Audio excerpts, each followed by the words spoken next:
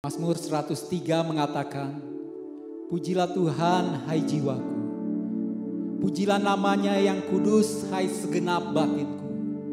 Pujilah Tuhan hai jiwaku, dan janganlah lupa akan segala kebaikannya.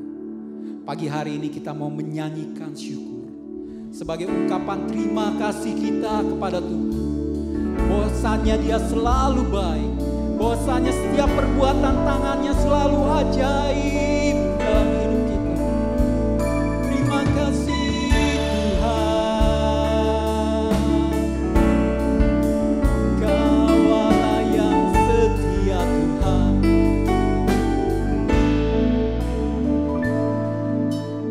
Kaulah yang setia, Bapa yang mulia.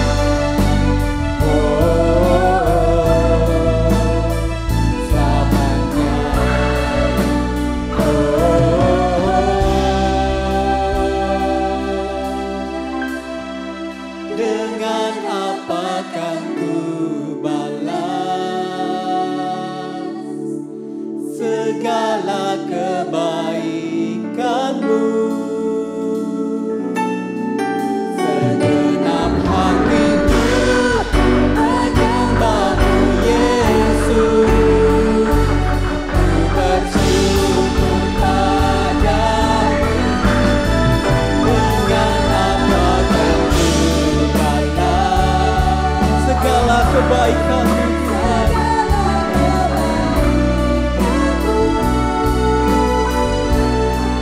Segenap hatiku menyembah-Mu Yesus, ku bersyukur padamu selamanya. Kami sembah Engkau Yesus, Kau yang layak.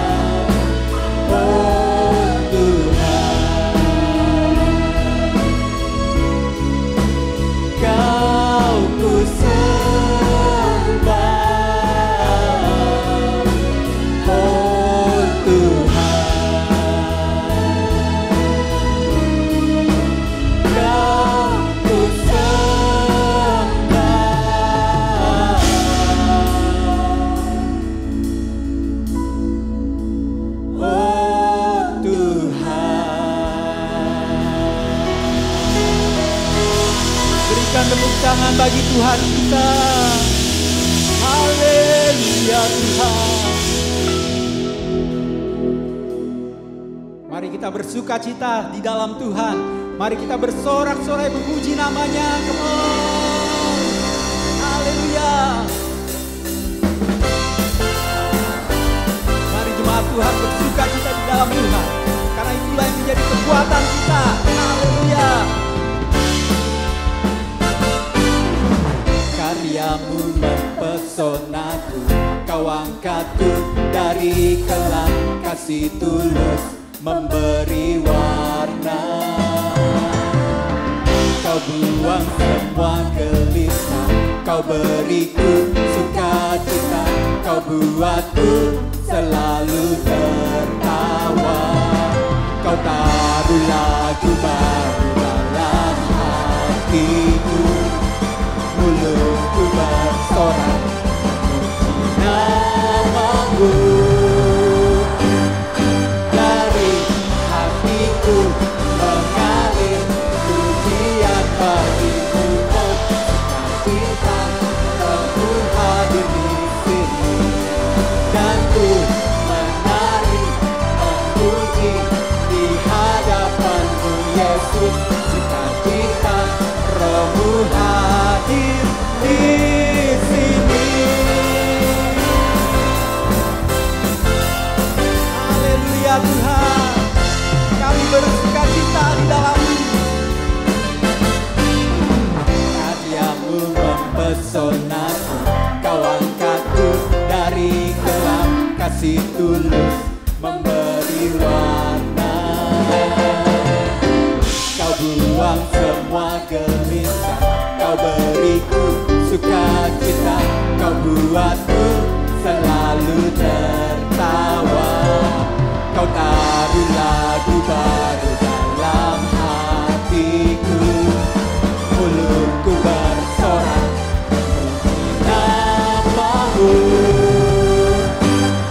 Dari hatiku mengalir pujian bagimu, oh sukacita Rohmu hadir di sini.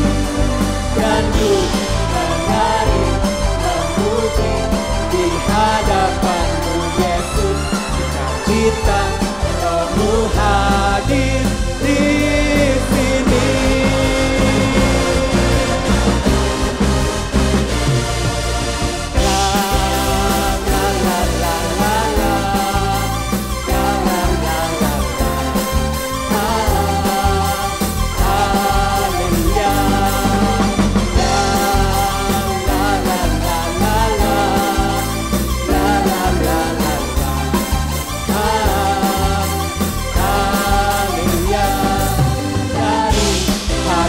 Mengalir pujian bagimu, oh sukacita Rohmu hadir di sini.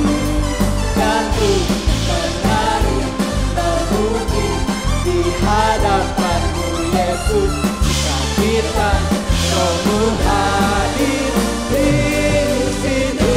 Lambaikan tanganmu.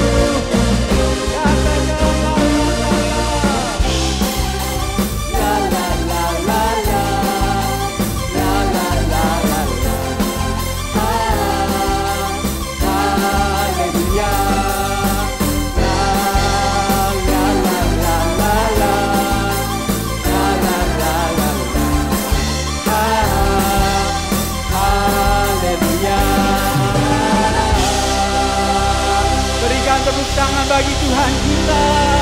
Haleluya.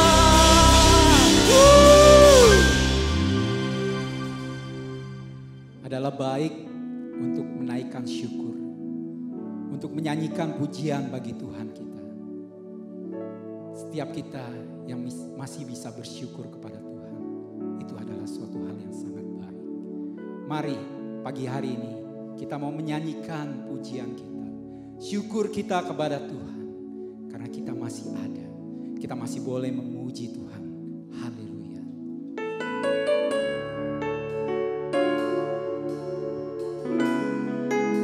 Terima kasih Tuhan.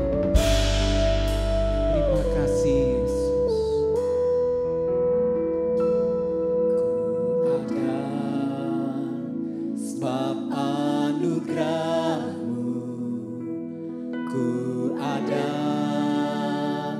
karena kasih-Mu, Tuhan Yesus. Ku berterima kasih buat kasih rahmat-Mu. Ku ada sebab anugerah-Mu.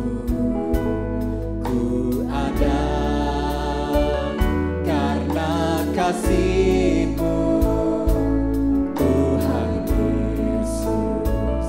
Ku berterima kasih buat kasih rahmat-Mu.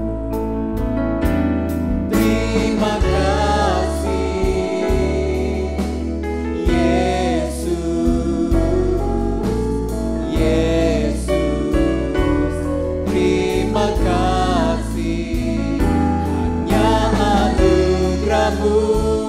Buat hidupku sekarang, ku kan memuji-Mu selamanya. Katakan I am here. I am here because of your grace. I am here because of your love, Lord Jesus.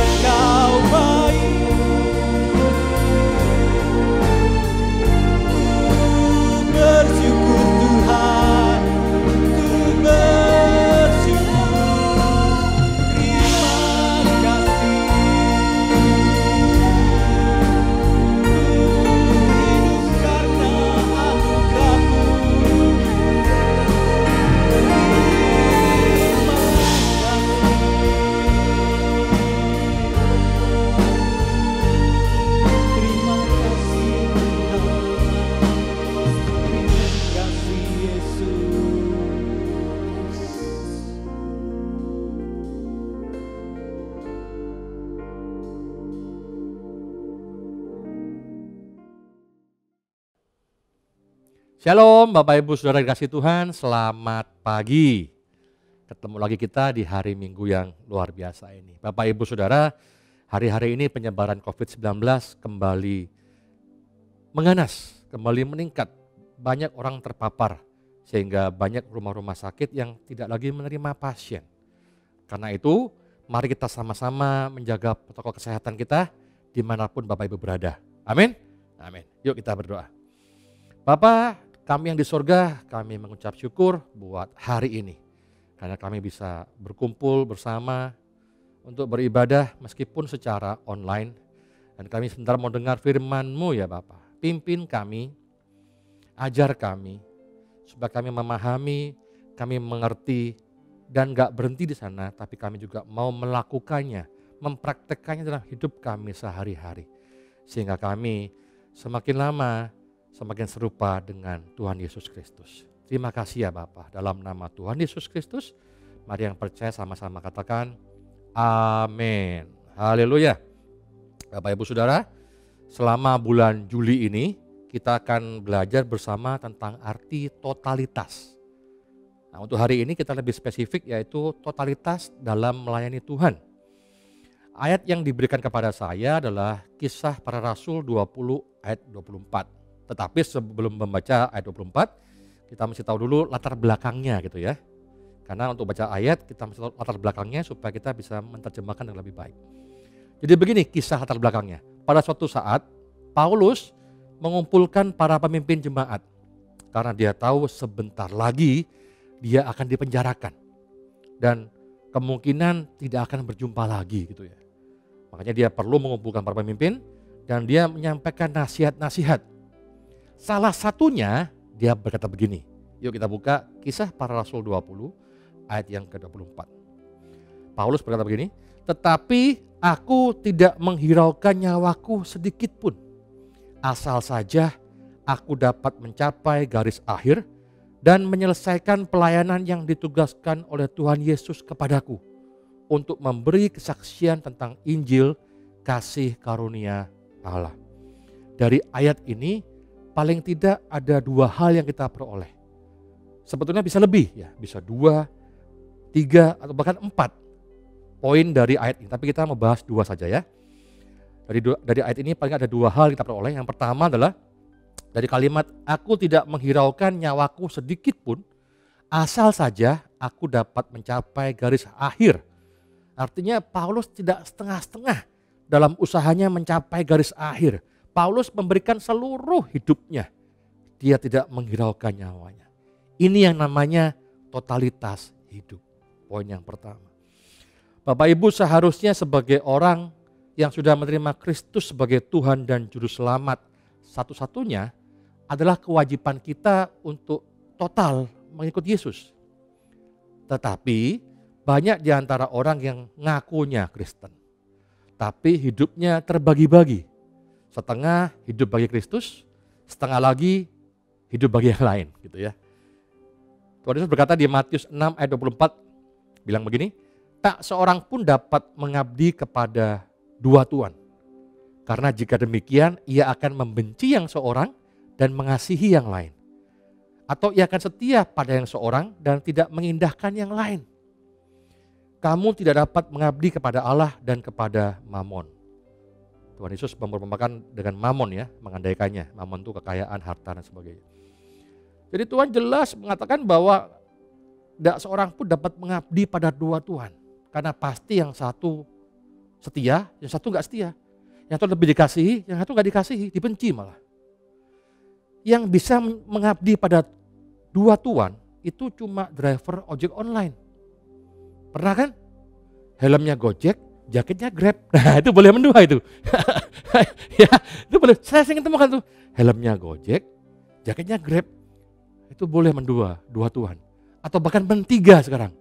Gojek, Grab dan Shopee Food. Nah itu dia ya. Yang sering bikin kita jadi boros karena jajan melulu dengan promo diskon makanannya. Ya tadi itu banyak orang mengabdi pada 2 tuan. Tapi dia gak sadari. Orang Kristen banyak yang mengabdi pada 2 tuan, tapi dia nggak sadari. Misalkan ketika dia berurusan dengan soal keselamatan kekal, maka dia langsung aku bertuhankan Kristus. Tapi ketika dia berhubungan dengan bisnis, karir, kekuasaan, dia mencari Tuhan yang lain. Cari orang pinter lah gitu, profesor gitu maksudnya ya. Cari orang pintar, cari orang yang bisa meramal masa depan, kira-kira Bitcoin naik atau turun ya. Waduh. Atau dengan kuasa gelap dan sebagainya. Tapi sekali lagi, mengikut Kristus itu harus totalitas, tidak bisa mengabdi pada dua Tuhan. Hanya Kristuslah satu-satunya Tuhan, Tuhan kita. Amin. Lalu gimana? Totalitas bukan berarti kita semua rame-rame jadi pendeta, lalu meninggalkan pekerjaan kita sebelumnya. Totalitas menjadi hamba Tuhan Yesus, totalitas menjadikan Kristus Tuhan kita, itu bukan soal profesi Bapak Ibu. Bukan soal profesi kita pendeta atau bukan. Tapi soal esensi dan tujuan hidup kita itu apa. Karena banyak orang-orang yang berprofesi pendeta, tapi tujuannya jadi pengusaha gereja. Bukan hati mengasihi Allah, tapi mengasihi cuan. Ya, mengasihi cuan dia, bukan mengasihi Allah. Sebaliknya ada juga orang yang bukan pendeta, tapi tujuannya memuliakan Allah, esensi hidupnya memuliakan Tuhan, mengerjakan kehendak Allah. Karena itu yang pertama tadi adalah pendeta berhati pengusaha, yang kedua adalah pengusaha berhati pendeta. Bukan soal pekerjaannya, tapi soal hati kita, esensi, tujuan hidup kita itu mau apa. Jadi hari ini mari coba tanyakan pada diri kita sendiri. Tunjuk diri kita, jangan tunjuk orang lain ya. Tunjuknya ke kita semua, ke diri sendiri. Apakah saya sudah totalitas dalam hidupku? Apakah saya hanya benar-benar bertuhankan satu Allah? Apakah dengan profesiku, dengan hidupku sudah bertujuan memuliakan Tuhan? Renungkan saudara. Karena ketika kita menerima Kristus sebagai Tuhan dan Juru Selamat, saat itu juga kita sudah menyerahkan seluruh hidup kita kepadanya. Secara total kita sudah jadi miliknya. Ketika kita terima Tuhan Yesus sebagai Tuhan kita, artinya kita sudah memberikan diri kita dibayar lunas dari hukum maut menjadi miliknya Kristus. Karena kita milik Tuhan Yesus, maka kita harus hidup secara totalitas. Amin. Amin. Nah, itu caranya gimana supaya bisa punya hidup yang total? Punya totalitas dalam hidup. Tuhan Yesus jelas mengajarkan pada murid-muridnya, juga pada kita, di Lukas 9 ayat 23. Tuhan bilang begini, katanya kepada mereka semua, setiap orang yang mengikut aku, ia harus menyangkal dirinya, memikul salibnya setiap hari, dan mengikut aku. Maksudnya apa? Yuk kita bahas satu-satu ya. Yang pertama, menyangkal diri. Apa sih menyangkal diri? Kadang-kadang memang Alkitab terjemahan yang tahun 74 ini banyak menggunakan kalimat-kalimat yang nggak familiar di zaman baru ini, zaman modern ya. Karena itu saya pakai terjemahan yang lebih baru. Bilang begini terjemahnya. Siapa yang ingin mengikut aku, ia harus mengesampingkan keinginan serta kesenangan diri sendiri. Saya ulangi ya. Siapa yang ingin mengikut aku, ia harus mengesampingkan keinginan serta kesenangan diri sendiri. Jadi itu arti menyangkal diri. Mengesampingkan keinginan serta kesenangan diri sendiri. Diri pribadi ya. Karena apa? Karena manusia punya banyak keinginan. Dan seringkali keinginannya itu tidak sejalan dengan kehendak Tuhan. Ingin kaya tapi nggak mau kerja. Ya. Ingin istri lebih dari satu. Waduh. Ingin berkuasa tanpa batas, ya. Dan ingin yang lain yang bertentangan dengan kehendak Tuhan. Nah itu yang disangkal, itu yang dikesampingkan. Bapak Ibu coba renungkan lagi, keinginan apa dari diri kita yang kira-kira bertentangan dengan kehendak Tuhan. Coba renungkan. Yang kedua, setelah menyangkal diri Tuhan bilang apa? Pikul salib setiap hari. Pikul salib setiap hari ya. Jadi nggak bisa seminggu sekali, nggak bisa sebulan sekali, setiap hari. Artinya apa sih pikul salib setiap hari? Artinya kita ini harus selalu diingatkan. Manusia itu kan sering lupa ya. Jadi harus sering diingatkan supaya sadar bahwa setiap hari kita ini berjalan menuju kematian.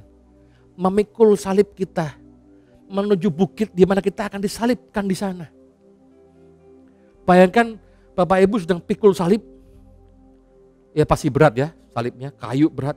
Lalu mulai berjalan dengan tergopoh-gopoh menuju tempat di mana kita akan disalibkan di sana.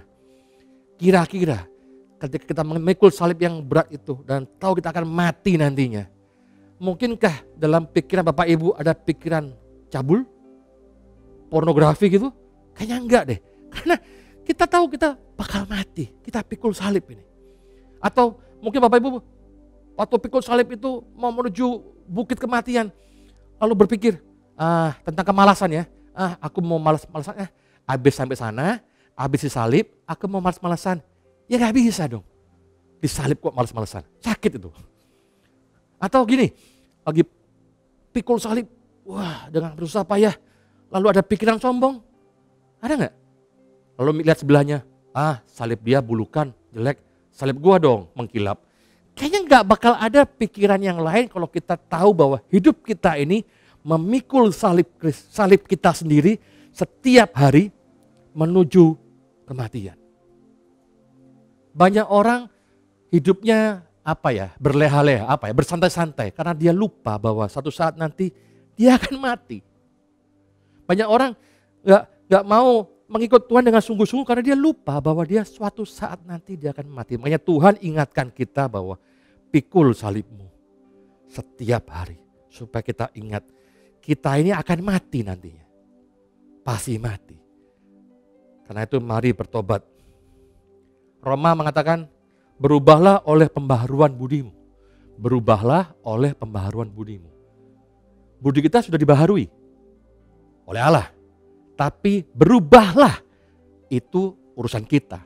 Allah memberikan pembaharuan budi melalui Allah Roh Kudus, firman-Nya, tapi kita mengerjakan perubahan itu. Bisa nggak Allah buat kita langsung berubah? Bisa-bisa aja. Tapi percayalah, itu nggak akan bertahan lama. Karena hati kita belum diubahkan. Pikul salibmu setiap hari. Supaya kita ingat kita ini akan mati nantinya.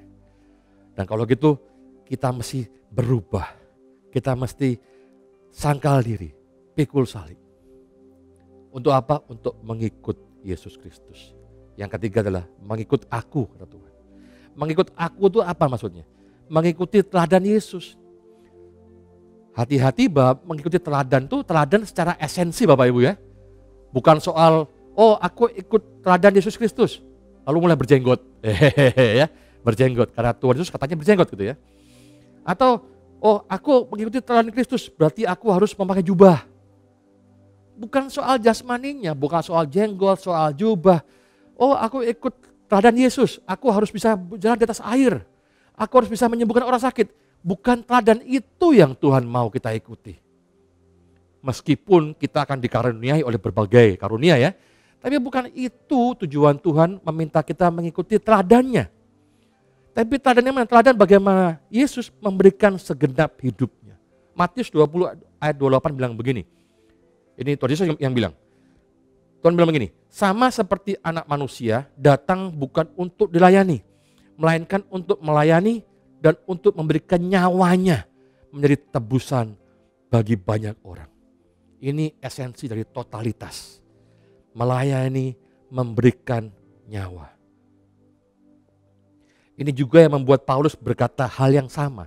Paulus kan bilang, aku tidak menghiraukan nyawaku sedikit pun. Kira-kira dari mana Paulus dapat ide itu? Paulus dapat dari teladannya Yesus Kristus. Bahwa Yesus datang bukan untuk dilayani, melainkan untuk melayani dan memberikan nyawanya menjadi tebusan bagi banyak orang. Bapak Ibu Saudara mau memiliki totalitas dalam hidup? Harus mau, wajib mau. Mulailah dengan sangkal dirimu, pikul salib setiap hari dan mengikuti teladan Yesus. Yang kedua, kita baca lagi ya kisah para Rasul 20 ayat 24. Tetapi aku tidak menghiraukan nyawaku sedikit pun, asal saja aku dapat mencapai garis akhir dan menyelesaikan pelayanan yang ditugaskan oleh Tuhan Yesus kepadaku untuk memberi kesaksian tentang Injil kasih karunia. Ini poin yang kedua, yaitu menyelesaikan pelayanan yang ditugaskan oleh Tuhan Yesus, yaitu memberi kesaksian tentang Injil kasih karunia Allah. Poin kedua adalah totalitas dalam melayani. Total dalam hidup berarti sama juga harus total dalam melayani. Ngomong-ngomong soal pelayanan, saya jadi ingat tulisan Dr. Andar Ismail tentang arti pelayanan yang sering kali rancu, Bapak Ibu. Beliau menulis kira-kira seperti ini ya, ini enggak persis sama. Seorang pemuda mendapat tugas pelayanan di gereja. Seorang pemuda mendapat tugas pelayanan di gereja, maka bendahara memberikan sebuah amplop untuk ongkos transportasi, gitu ya. Pemuda ini menolak, gak usah, ini kan pelayanan. Gitu ya. Di sini berarti arti melayani adalah melakukan sesuatu secara sukarela, betul ya? Karena bilang gak usah, ini pelayanan. Yang kedua, ada pengumuman. Minggu depan ada ibadah raya yang akan dilayani oleh Bapak Pendeta Yaya Laban, gitu misalnya ya. Berarti di sini melayani artinya apa? Khotbah, iya kan? Dilayani oleh Bapak Pendeta Yaya Laban. Yang pasti Bapak Pendeta yang khotbah kan? Yang pertama tadi arti pelayanan adalah melakukan secara sukarela. Yang kedua artinya jadi menyampaikan khotbah firman Tuhan. Udah beda artinya. Kata-kata yang sama, melayani pelayanan. Atau yang ketiga, ketika ada pekerjaan yang kurang rapi dalam sebuah kegiatan gereja, misalkan ada banyak hal ya, misalkan salah satu adalah nyanyi misalnya. Nyanyinya fales. Lalu orang berkata, ya maklumlah, mereka kan cuma pelayanan, bukan profesional. Gitu kan? Berarti melayani di sini nggak usah berkualitas dong. Karena dikerjakan dengan sukarela. Ya kan?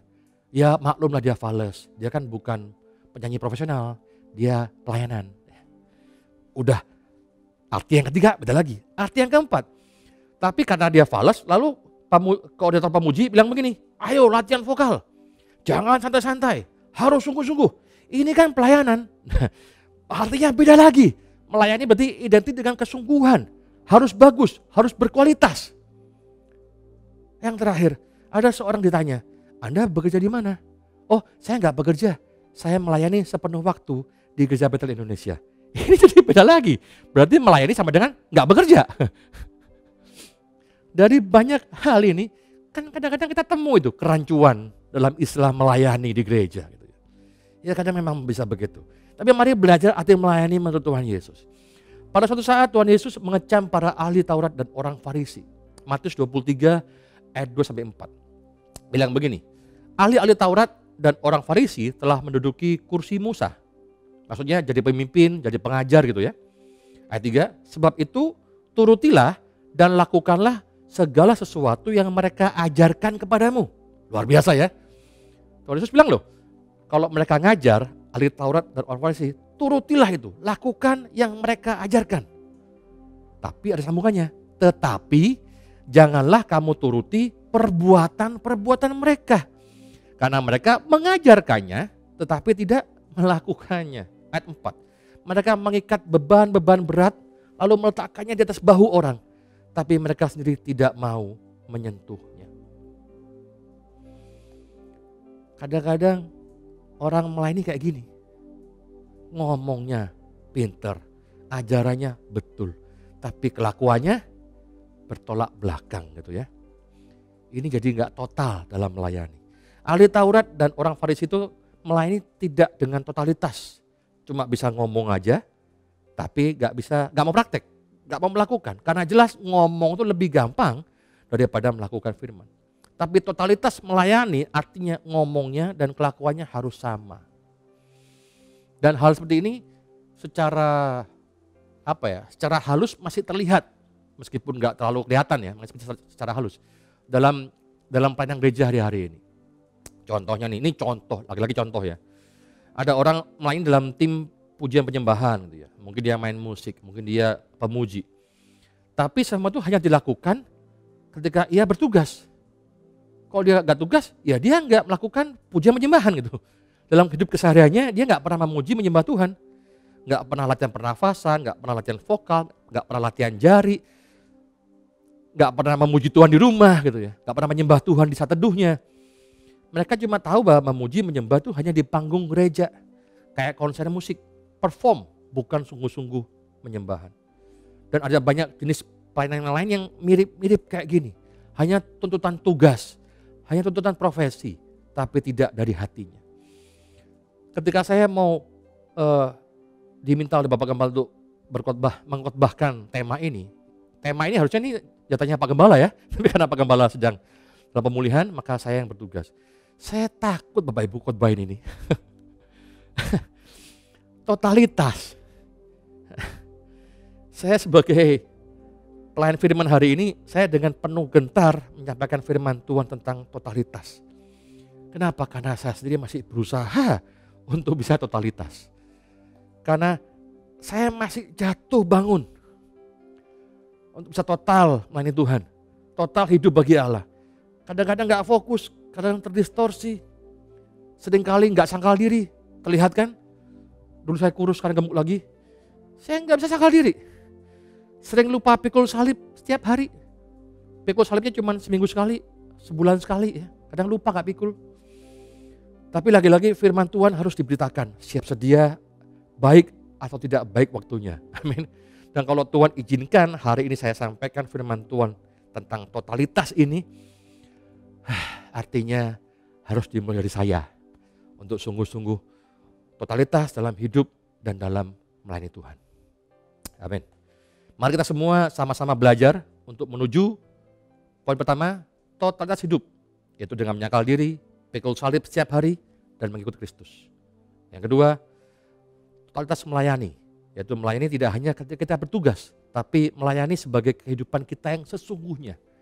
Yang pada akhirnya, pelayanan adalah menempatkan kepentingan diri sendiri di bawah kepentingan Tuhan dan kepentingan orang lain. Amin. Mari kita berdoa. Bapak, terima kasih buat firman yang sudah kami dengar. Karya Tuhan yang mengajarkan kepada kami lebih lagi Tuhan. Roh Kudus, jamah kami, ingatkan kami untuk bahwa kami ini sudah dibayar lunas oleh Tuhan Yesus. Sehingga hidup kami mau gak mau, wajib harus total dalam hidup ini mengikut hanya satu Tuhan, Tuhan Yesus saja. Yang kedua, harus total juga dalam melayani Tuhan.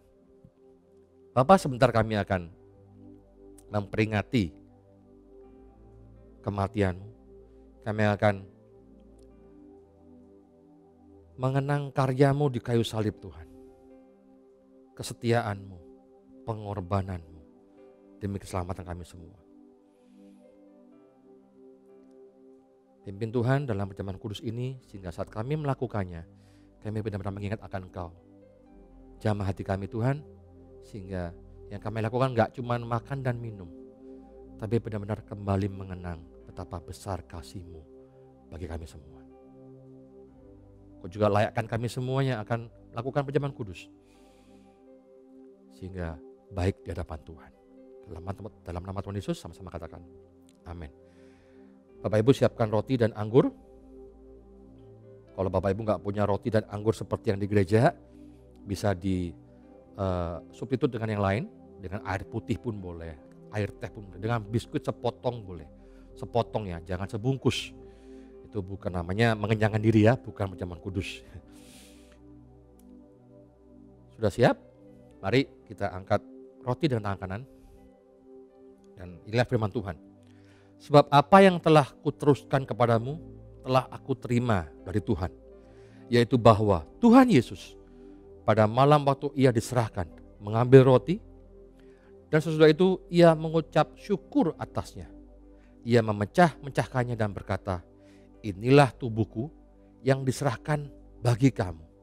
Perbuatlah ini menjadi peringatan akan aku.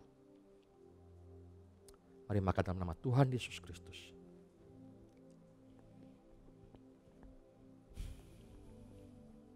Terima kasih Tuhan.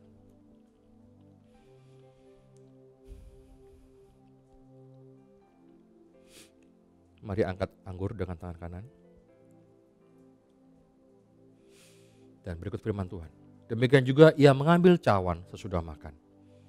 Lalu berkata, cawan ini adalah perjanjian baru yang dimeteraikan oleh darahku. Perbuatlah ini setiap kali kamu meminumnya menjadi peringatan akan aku.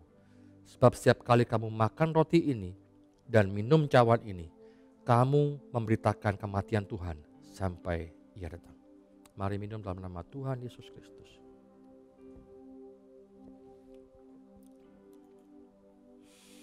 Terima kasih Tuhan. Mari angkat tangan saudara dan mulai ucapan syukur. Terima kasih Tuhan. Terima kasih Tuhan. Buat karyamu Tuhan. Buat pengorbanan. Sehingga kami semua diselamatkan. Terima kasih Tuhan. Jangan biarkan kami menyia-nyiakan Tuhan korbanmu Tuhan. Menyia-nyiakan keselamatan yang sudah kau berikan pada kami. Jamah Tuhan hati setiap orang yang sudah melakukan perjamuan kudus hari ini. Jamah hati kami Tuhan. Nyatakan hadirat-Mu Tuhan. Nyatakan kasih-Mu pada kami semua Tuhan. Garapata sini namarata. Jamah kami Tuhan di rumah kami masing-masing dimanapun kami berada. Jamah kami Tuhan. Karena Engkau Allah yang sungguh hidup. Allah yang sungguh ada. Terima kasih Bapak. Terima kasih Tuhan. Sungguh sebuah kehormatan Tuhan. Kau pilih kami menjadi anak-anak-Mu Tuhan. Terima kasih Bapak. Terima kasih. Terima kasih Tuhan. Dan kami juga berdoa ya Bapak. Buat jemaat kami, buat saudara-saudara kami, jemaat GBI Hosana Tuhan yang berulang tahun di bulan Juni. Tuhan, Engkau yang berkati mereka. Engkau yang sertai mereka sampai hari ini Tuhan tetap berdiri dengan tegak dalam iman. Karena Engkau yang selalu menyertai dan menopang mereka. Berkati mereka Tuhan dengan sukacita. Berkati mereka Tuhan dengan kesungguhan hidup. Jadi orang-orang yang militan bagi Tuhan. Punya hidup yang total mengikut Kristus. Terima kasih Tuhan. Kami juga berdoa Tuhan buat yang sedang tidak sehat, yang sedang sakit. Buat Bapak Gembala kami dalam pemulihan dari hasil operasi Tuhan, Kau yang jamah Bapak Gembala kami Tuhan. Kau yang percepat pemulihan dari tiap sel tubuhnya Tuhan. Menjadi kemuliaan bagi nama-Mu. Kami percaya dalam nama Tuhan Yesus. Kami juga berdoa Tuhan buat jemaat GBI sana yang sedang sakit. Ada yang terkena COVID-19, ada yang sakit yang lain. Tuhan, Engkau yang tahu di mana mereka berada. Ada yang di Jakarta, ada yang di luar kota, ada yang di luar negeri.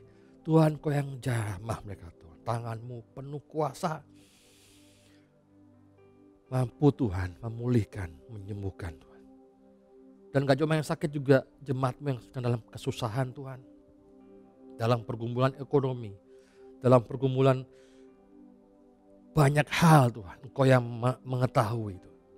Engkau juga jamah mereka Tuhan. Kami percaya tuntunan-Mu tidak pernah berhenti. Kasih setia-Mu selalu mengalir Tuhan. Bagi kami semua.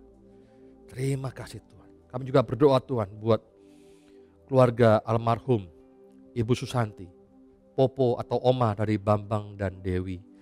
Tuhan, Kau yang berikan penghiburan. Kau yang berikan sukacita, berikan damai sejahtera buat keluarga yang ditinggalkan. Kami percaya Tuhan, kekuatan, penghiburan hanya datang dari Tuhan saja. Terima kasih Bapa. Bapak Ibu Saudara, angkat kedua tanganmu dan terima berkat dari Allah Bapa. Tuhan memberkatimu, Tuhan melindungimu, Tuhan menyinarimu dengan wajah-Nya dan memberimu kasih karunia. Tuhan menghadapkan wajah-Nya padamu dan memberimu damai sejahtera. Terimalah hari ini berkat Tuhan, perlindungan Tuhan, kasih karunia dan damai sejahtera. Dalam nama Tuhan Yesus Kristus. Mari yang percaya sama-sama katakan amin.